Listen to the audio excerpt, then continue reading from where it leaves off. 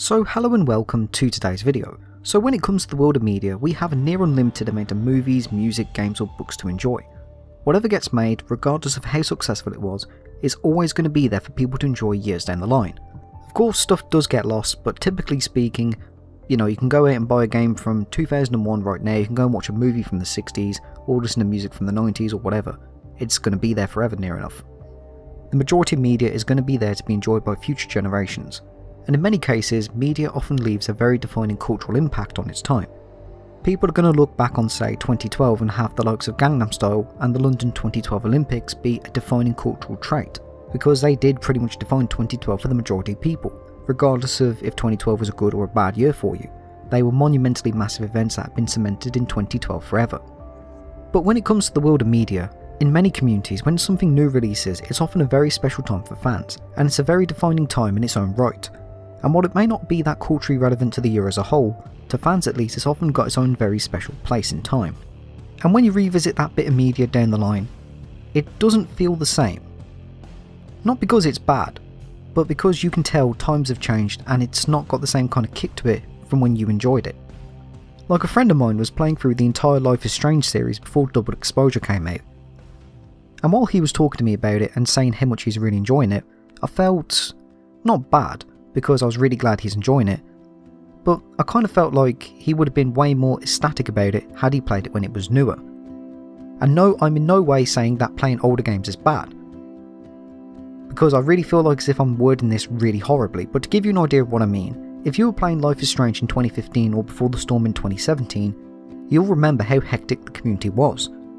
Because the episodes were released in a, episodic schedule, if you bought it in say June 2015, you could only play up to episode 3, and the other 2 episodes you'd have to wait for like the rest of us. And because they always ended on a cliffhanger, it got the community constantly theorising about what was going to happen next. And then they'd be going back to analyse certain conversations to determine hints or whatever. And for an incredibly linear game, the episodic format was insanely good at giving it replayability, at least in the short term. I'd also imagine it was the same for Telltale's The Walking Dead as well. Now of course, the first Life is Strange finished all the way back in October 2015. That's pretty much a decade ago. The story is long done, and we've had multiple games in the franchise since then. So there's not much to really talk about with this particular game anymore. And somebody who's playing through it for the first time today is definitely not getting the same experience we had over a decade ago.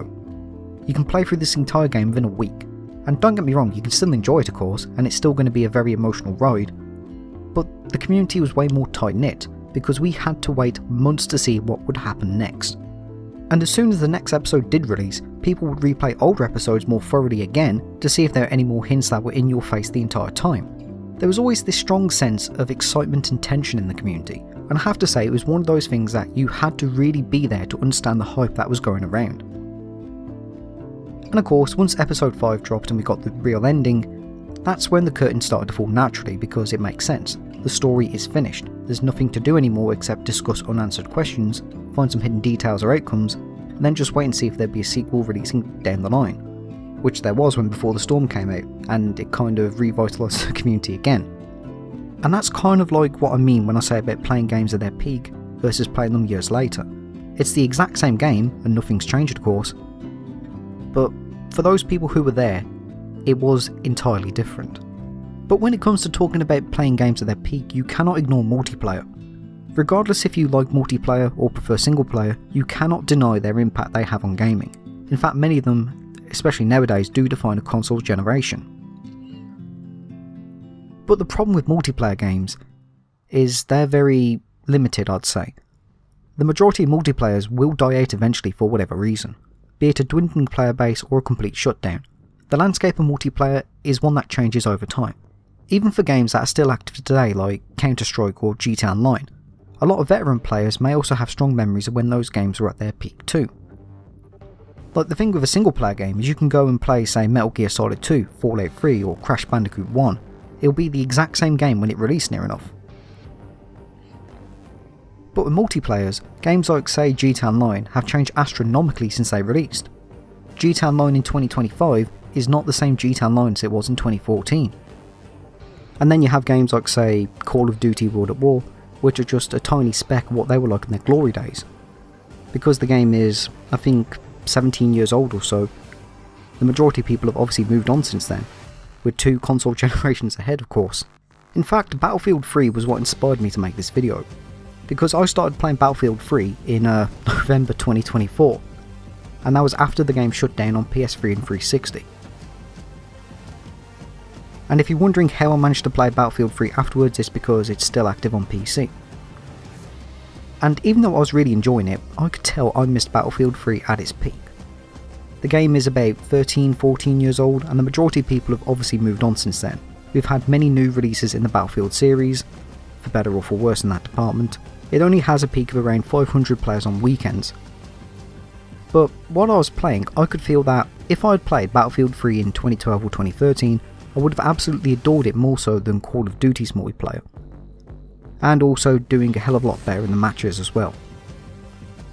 Because, like many people, I preferred Call of Duty growing up. Not multiplayer, but zombies.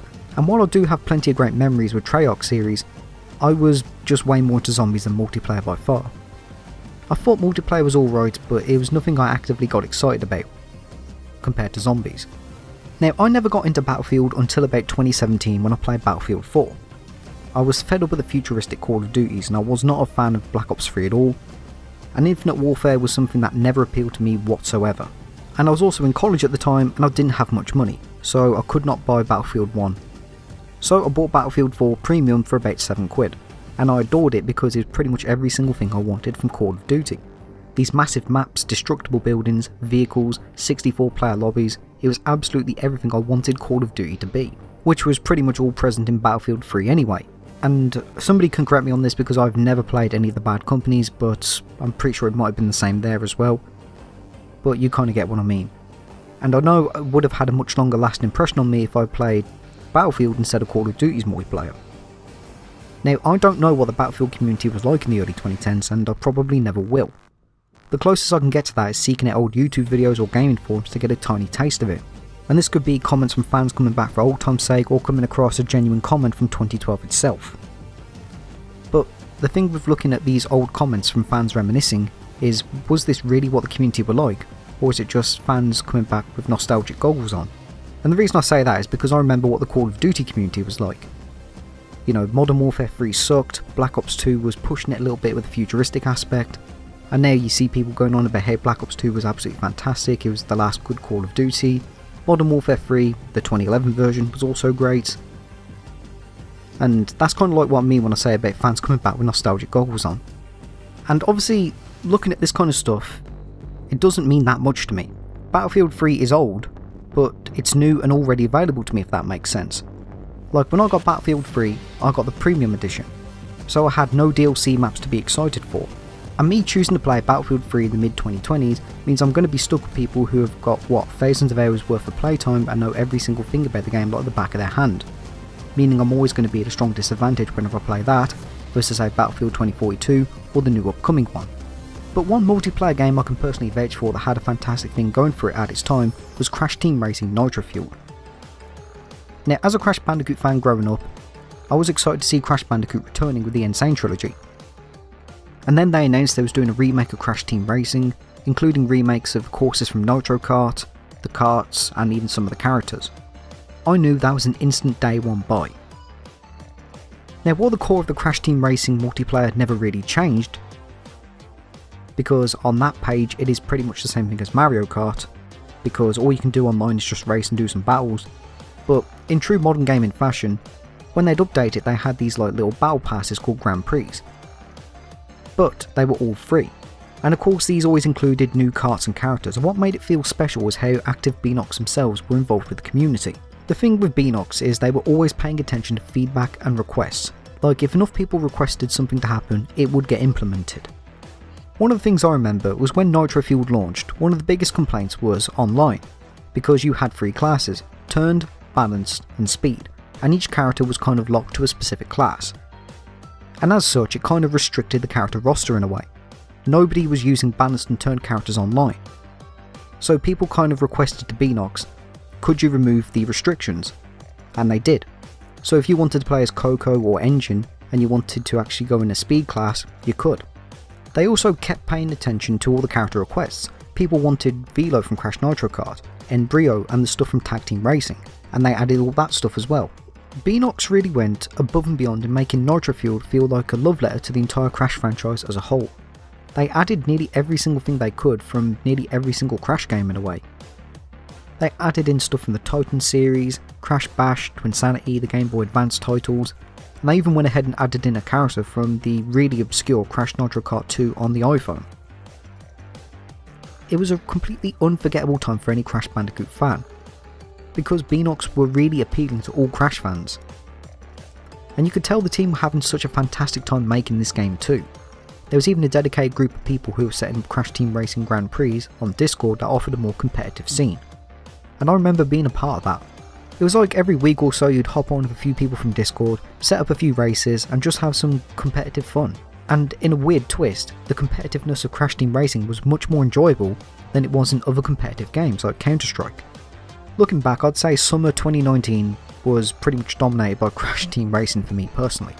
And I remember it was the same even on the Crash Bandicoot subreddit. People posting their fan requests, people posting their time trials, posting online clips of getting Blue Flame and going all the way from last to first in about one lap. You kind of get the point. But then of course 2020 hit and the updates came to a complete sharp stop. I think it was a mixture of COVID and the then upcoming Crash 4, but they just flat out admitted nearly a year after Crash Team Racing's release, it was done and that was that. I wouldn't say it killed the community right away because it was COVID, everybody was indoors, nobody was outside, so nothing better to really do. But at the same time there was nothing to really keep you coming back at all, as focus shifted onto Crash 4 and then I'd also assume Crash Team Rumble, so the community kinda just naturally drifted away, and now the remaining online feels like an empty shell of its former self. At least on PlayStation. I know it was never really that active on Xbox or Nintendo Switch because, as far as I'm aware, not many people on Xbox seem to care for kart races, and let's be real, nobody's beaten Mario Kart on Nintendo Switch. So while it is still semi-active on PS4, it's not got the same vibe as it did back in 2019 or 2020. And yeah, that's just a few anecdotes of my personal experiences when it comes to playing games at their peak, or in the case of Battlefield, missing them at their peak. The games might still be the exact same they were when you enjoyed them at their fullest, but ultimately there is always this weird vibe shift in a way that can never be replicated. So thank you for watching this video and have a great day.